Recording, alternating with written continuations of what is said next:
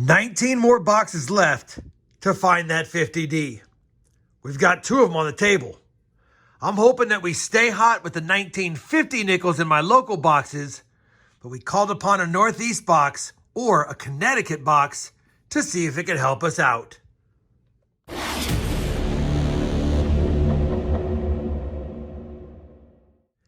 Hey everyone, it's RobFindsTreasure and welcome back to my channel. We have a 2-box nickel hunt continuing our quest for that 50D. Like I said in the intro, we only have 19 boxes left to find it by the 167th box, or we'll not best the Series 1 book, and we'll go ahead and conclude this series and probably just slot a 50D in this book that I have for my collection and close it out.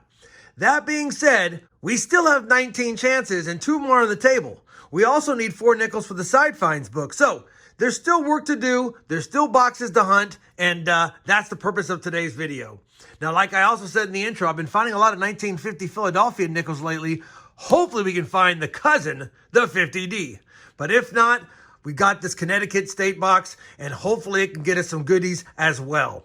Now, I want to thank Dom's Coins for the trade. That's where I got this box from, and we'll be hunting it first. I had to make sure it was still okay from transit. It's a little bit worse for wear, but it definitely has 50 rolls, and I'll tell you, other than this one oldie there, it doesn't look too promising. But it's not what's on the outside of the rolls that matters, it's what's on the inside. Now, I will give you a look at the books at the end once I compare the finds to them to see if we have any upgrades or additions. But for now, we're just going to get right into the hunt. I'll be sharing all of my 1950 and earlier finds with you guys, and hopefully we got some. I'll be back with my first find from the Connecticut box, and hopefully it'll be soon. Roll 1's going to give us an early find, and I won't be filming all the Canadians. Being in Connecticut, we'll probably see a handful of them, but here's a 1987 to kick us off. I'll only be filming them if they're going to be King George VI's or earlier. Now back to the hunt. Same roll, and I will film other foreigns. Looks like we have a 2005 cents from Bermuda. We'll take it. Roll number 7. Our first nickel from the 40s is going to be a 1941. And I think it's just a Philly, but let me just double check. Yeah, just a 1941 Philadelphia to go along with a couple from the 50s. And one was a 52 Denver. 2 years off. Roll number 11, a 1949 Jefferson nickel from Philadelphia. Roll number 16, our first nickel from 1946, minted in Philly. Roll number 20, a pretty damaged 1941 nickel from Philadelphia.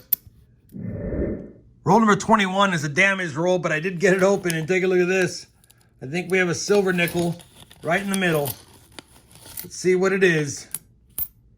And it is 1943 Philadelphia. That's a common one, but we can check it for the 3/2 overdate and the double die.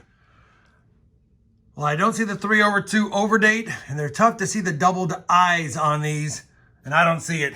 Either way, it's still a silver nickel, and that's a good find, and we're only 21 rolls in. Roll number 24. Another nickel from 1941. Another 41 Philadelphia. And while I have here, since I can see it, we have another Canadian nickel. And it's going to be a 1984. Roll 25. Another nickel from 1949. Also from Philly. Roll 28. A 1946 Jefferson nickel from Philly. Same roll. A nickel from 1949, also Philadelphia. Roll number 44, our first Jefferson from 1947. And that's a 47 Philly. Well, we finished that Connecticut box, and it was a good box as far as finds. 34 total finds on the board. We did get some silver, and I didn't film it, but we did get a better date, 1958 Philadelphia. That has a lower mintage, and it's in decent shape to boot. On top of that, we got 1 Bermuda coin, 4 Canadian coins, and 2 2009 Phillies. The Denvers and Phillies in 09 had a lower mintage. I think the Philly had twice as many minted as the Denver, but I don't see a lot of Philadelphia minted coins, so I pulled them aside even though they're not in that great a shape. First box is down, no 50D, but we did get some 49s, a 51, a couple of 52s, and a 53, so we were all over 1950, just didn't get one. All right, let's slide over my box. I have been hot lately on finding 1950 nickels, but not 50 Denvers. Hopefully, we can find at least another 50 in here and then go from there. Let me go ahead and crack open that top. It's heavily glued, and I'll bring it back in just a second. All right, it's mostly popped, and now it is. Let's take a quick peek in here. Definitely have our fair share of older Jefferson Nickels, but quite a few new ones in here as well. We'll have to see how this hunt pans out. I do not see any fancy enders, but we'll continue on with the hunt, see if we can add to the board, and see if we can get a find that we need for the books. We're on roll 18 of the second box. We've gotten a handful of 50s finds, nothing early yet, but take a look at this. We will have a proof nickel, 2010 San Francisco. It's a beauty. Would have been nice if it was an 09, but I'll take the 2010 regardless, even though it's in circulated condition. Proof on the board. Can we get a Buffalo and a 1950 Denver? Roll number 19, we just grabbed a 1952 a few coins ago, and then I saw this one. It's a pretty chewed up 1939, probably not a key date, but let's take a peek.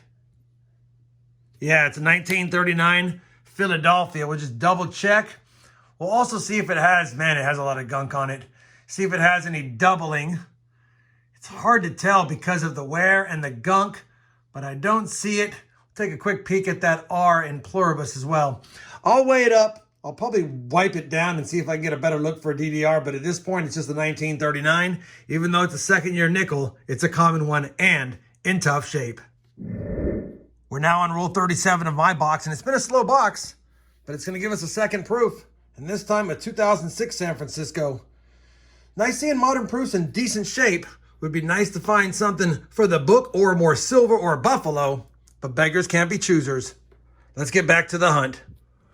Well, we finished my local box, and box number 2 was definitely a tough box. Only 13 finds on the board for the second box, so a total of 47 finds in all, which is a good hunt for 2 boxes, but like I said, the second box is pretty light.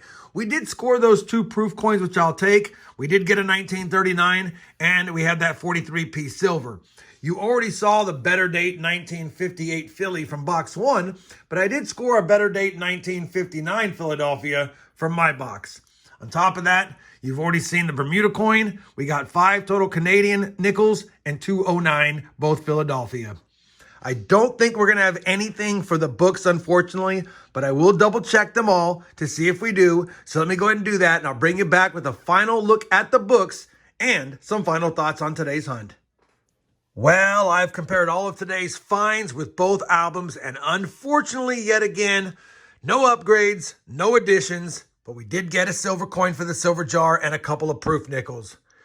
We're still stuck at that 50D key date Jefferson nickel, and we only have 17 boxes left to find it. Otherwise, we're going to close out the Series 2 set of books. That being said, it was still a fun 2-box hunt. I do want to thank Dom's Coins for that Northeast box. It's always fun going through those and scoring some Philadelphia mint coins that I don't see too often in my boxes. Hopefully, despite the lack of additions and upgrades, you guys still found this 2-box nickel hunt enjoyable. If you did, I sure would appreciate that thumbs up. And as always, everyone, happy hunting and thanks for watching.